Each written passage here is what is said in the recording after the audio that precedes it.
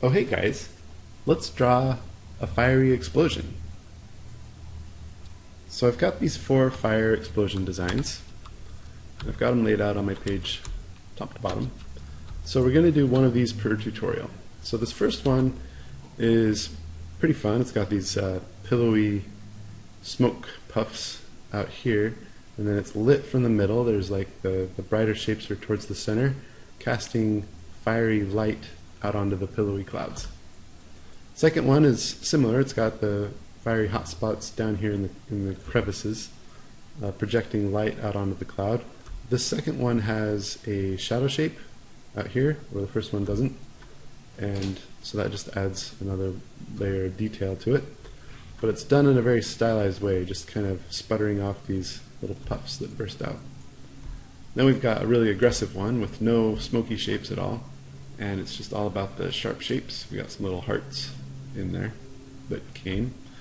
After the first 2 hearts that I accidentally did, I purposefully put hearts in there, so that was pretty fun. So that one's great, and then we've got the circular one that's got the feeling of rotating around as it explodes and dissipates outward. So we're going to do our first tutorial on this guy up here, and I want to draw an image out here, but I've got this set up on my Flipbook template, so you'll see that all 4 of these are on these frames here, and if I start drawing on frame 2, like so, then it puts an image out here, because if I go back out to my stage, remember I've got frame 1, frame 2, and then frame 3 is here, and then frame 4. This guy's on frame 5, 6, 7, 8, so forth. So there are instances of the symbol that exist out here in the empty space. They are just not showing up because those frames are empty. But you'll see if I make this no longer a guide layer, this radial burst here, you'll see that that guide layer is now showing up in all these spots. If I go back out to my stage, and all these different frames are appearing. So, go back inside of frame 2, make that a guide layer again. I just like working in this template generally. I'm really enjoying it because it lets me keep all of my work in one very clean spot, and anytime I want to fully animate one of these, I can just grab it and put it on a new layer on its own and just start animating it. Okay, so this is exciting. We get to get going. First thing I'm going to do is I'm going to go to frame 1, select all, and copy it and paste it. By the way, for reference on how a Flipbook template like this is created, go ahead and hit up my other tutorial on creating a flipbook. I think it's number 8. And you can make a flipbook too. So if I cut that off of that layer and I put it up here on my guide layer, hit F7 there, then I now have the same image on frame 2, but it's guided out so it won't show up on the stage. Alright, so go here, I'll lock that layer. I want to use the orange color because that shows up really nice.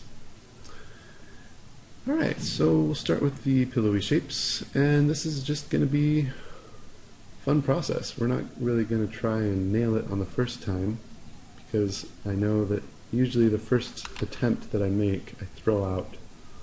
I don't know if you guys are the same way, but that's how I work. Connect that, fill that in. Just lay in some rough shapes here. Maybe I could do one there, and then I'm not sure, one right there. No, it's too much the same size. Let's see. Yeah, I don't want it too far out. The goal is to keep it in the same style, but to not copy that one directly. See how I do. That in. Yeah, that's good. Okay, so come over here. Bubble that one in. So this is a mixture really of negative shapes and positive shapes. That's what this is all about.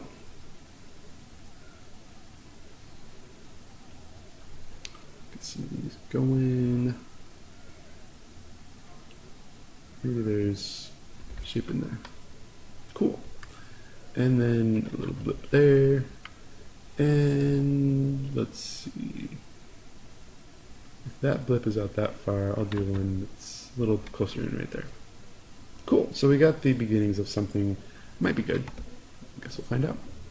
Something I notice about the stylization in this one that I did is there's hierarchy of shape.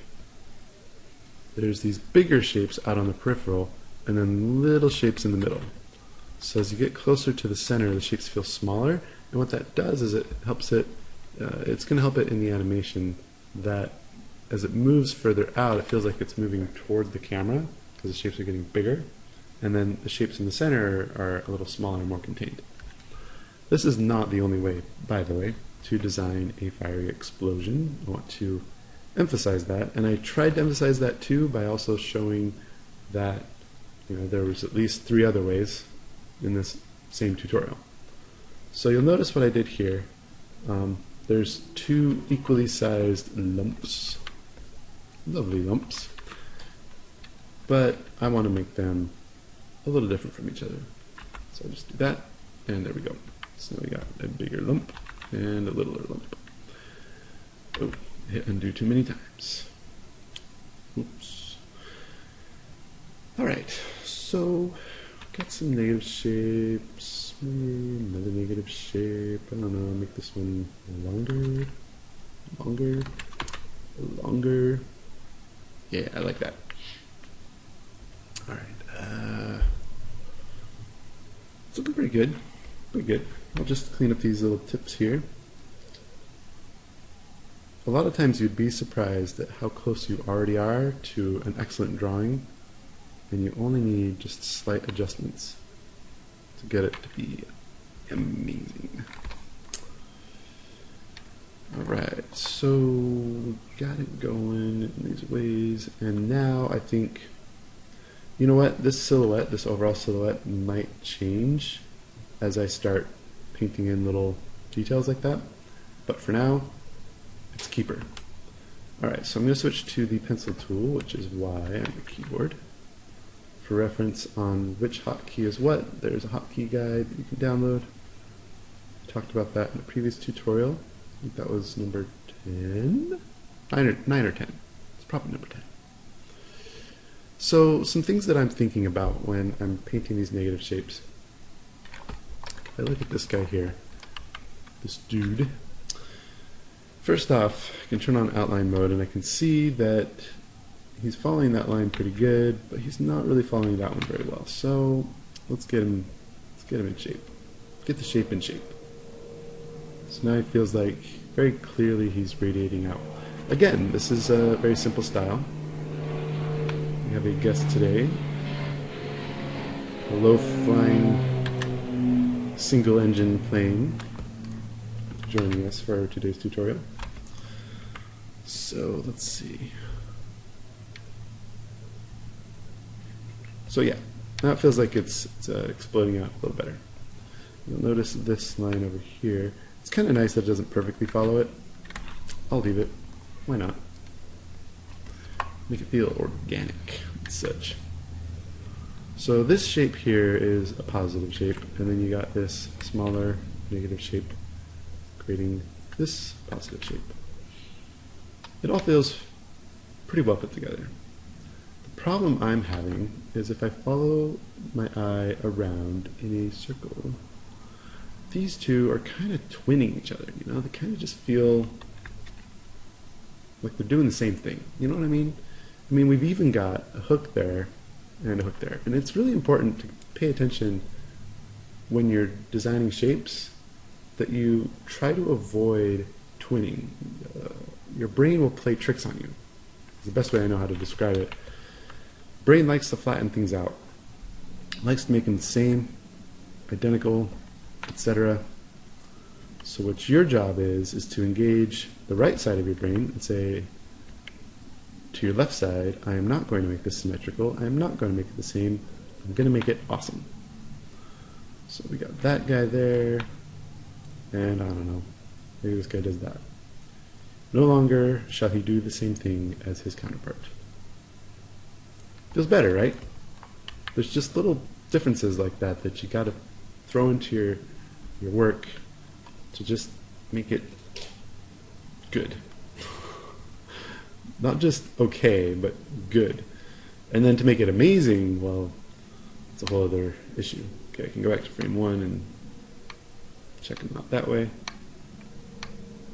This guy's getting a little bigger than the frame 1 version. So I'm going to make sure my transformation is snap. Turn on snapping, snap to the center of my guide. I hold Shift and Alt. There we go. They're more similar sizes now. Cool. Alright, so come in here and, I don't know, the line tool, which I said I would use a while ago, but didn't actually do it. I'm going to just come in and lay in some shapes. I drop that, paste that on there. Okay, so it's an okay shape, but remember, we're going for good shapes up here. This and this and this are the same. I can't harp on this enough. This is something that I do repeatedly in my own work. So I know that there's some of you guys out there doing the same thing. If I hold Alt with the selection tool selected, I can grab a point and do this. If I turn on outline mode, let's see where I put that guy. Yeah, Alt click is fun because it creates a new sharp point like that. It's a cool little pro tip for you. If I put this here, you'd see that this arch and that arch are the same. I don't want that. I'm going to put it down here. So they're not the same. Not the same is better in this case. Sometimes same is good. Sometimes it's not. All right. Now, this is where I realize that I've done something horribly wrong. You'll notice over here that these arches are pointed out this way. These arches are pointed this way. Now you may say to yourself, oh, it's fine, no big deal, we can make it work. I want to talk about why these are going to be better for the situation than these. Basically, there's two reasons. Number one, a sense of volume. Even as a still image, you don't get as much a sense of volume of this puffy cloud right here if you light it this way, with that shining out onto it. Basically because it doesn't make any sense. I mean, if this is the fire, why is it drawn that way? And that brings me to the second point. Not only is it not going to give you volume, but it's going to be hard to animate. So if I create a new layer really quick, and I select blue. So if this is a ball that I want to animate, right? And right now the shadow is drawn like this. When I start shrinking this ball down, I've got to think about how it's going to look, right? Like that. So I'm going to shrink it like that. Okay, well then the shadow is maybe going to do this. Okay, and then I shrink it like even more. And it's like, okay, so the question becomes, do I really want to keep the orange, because this is the orange part, remember? Do I really want to keep the orange that hot, that long? And then you say to yourself, no, not really. I want the orange to shrink because it cools off, right, as it expands out. So if the orange is going to shrink, it's going to do this.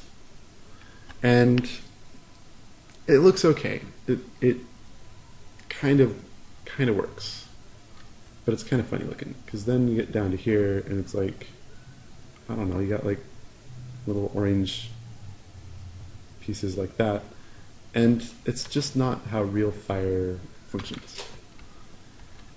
If on the other hand, I've got, oh, say this guy going on, and he's got these, I'll grab that. So now I've got this shape, which is drawn awesomely, and then it shrinks down, and I want the orange to shrink down on it. You see that it's a much more elegant way for the orange to fade away. This is a little like look like there.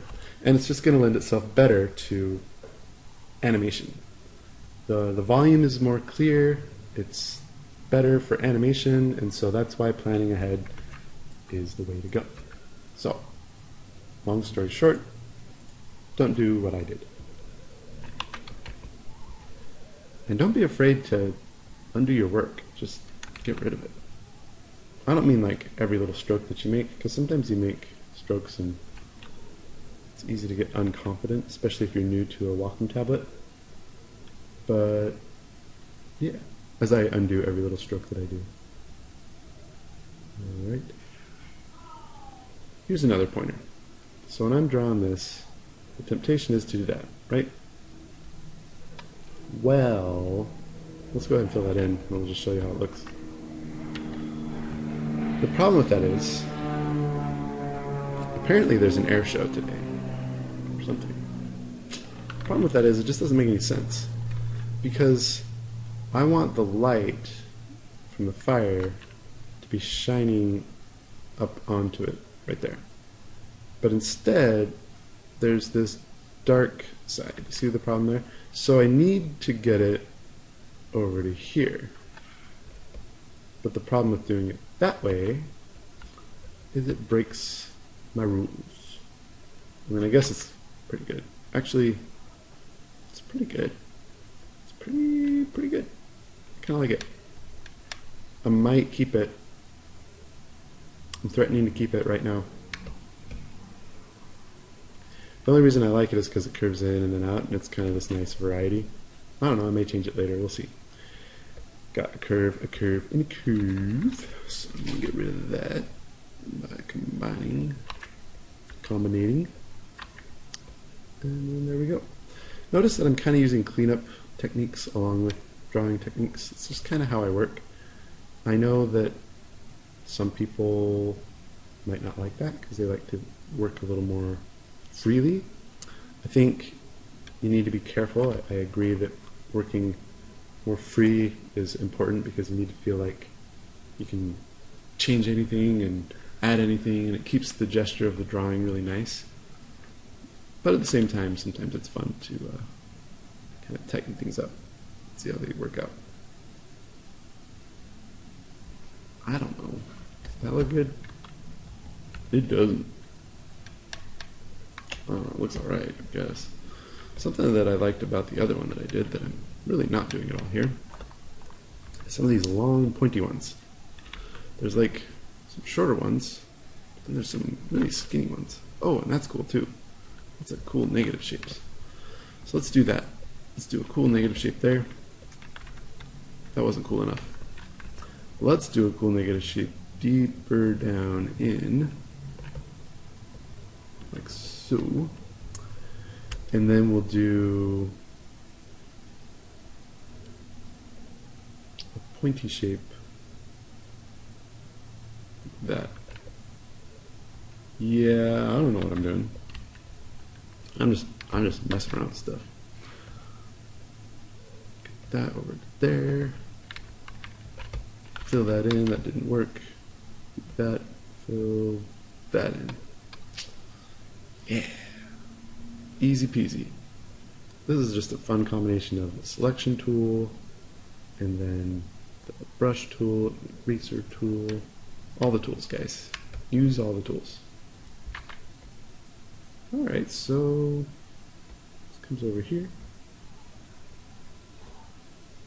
I don't know, I'm just trying to get these negative shapes to look appealing. I feel like my gut tells me it's just not going to happen. Because basically, I got to change something. If something's not working, just change it up, man. Don't even think about it. So I'm gonna do this. I'm gonna bring a shape like that,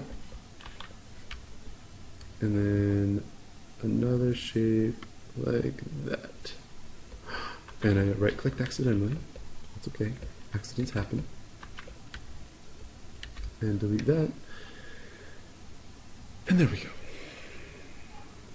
Now I'm going to turn on the outline mode and delete these little artifacts. And play around a bit. Let's see. I ain't messing around when I play around. Alright. Got these shapes doing their things. If this shape is coming through about here, then I want this one to come through lower. So the higher up I can get this guy, the better. And then that shape and that shape and that shape are about the same width. So I'm going to make this middle one wider. Ooh, that's better. I like that a lot. Yeah, because then that kind of follows that up there. That's good. That's good stuff. Looks funny though, doesn't it? It's really kind of weird. Sorry, don't tell him I said that. That feels better. This was a little flat there, so I'm just curving it back down. All right, so get this shape carved out. Make it more. What's the word? Deliberate. Like it a lot. Except it looks just like this shape. And they're right by each other. So fix that by moving him down the middle. Feels better. Alright. I'll make this guy a little bigger. A little bigger. Not too much bigger. Just get that guy in there. So if you see this, again, I've got the problem where it's aiming in like that. So I want this to aim in more like that. Just little things that make the difference. Same thing here, that's aiming in there. There we go. Okay. Got it. Got it, guys. It's a little square corner there. I'll fix that. Alright, so we're moving on to this side now. You know, I'm not sure which one of these I'm going to animate first. I'm going to do all 4 of these shapes. And then I may animate all of them, or I might just animate one of them. If you want to see me animate all of them, or if there's one in particular that you want me to animate, leave a comment. See a shape there, that looks pretty fun. Does this one have any? No, this is too close to the middle. I mean, I really like it. I really, really like it. So I'll leave it. I'll break my own rule. I'll just say that it's coming out towards the camera. That's what I'll say. So there. Gets to stay.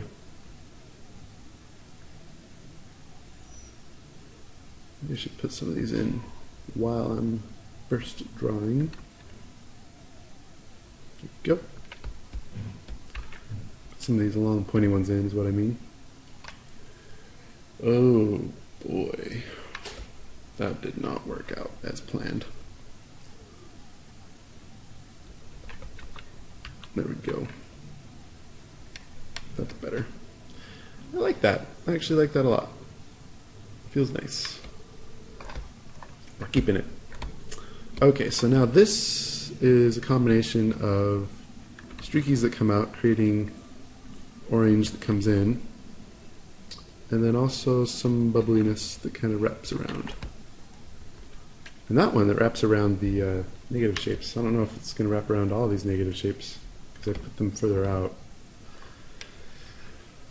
I put them further out. That's been my problem all along. See this cloud right here? It's being interrupted by this guy.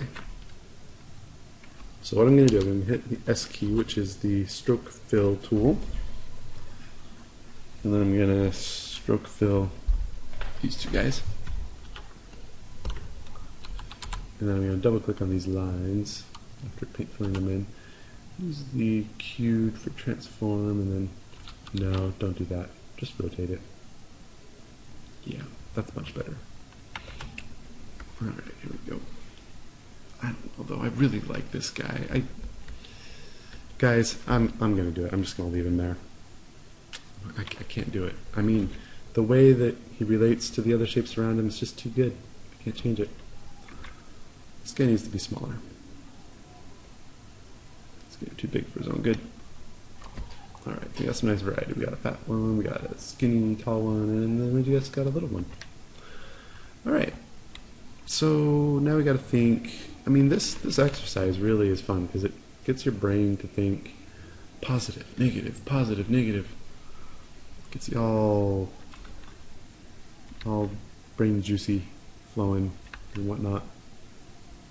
I don't know, maybe that comes down there and that goes there. And then that goes there.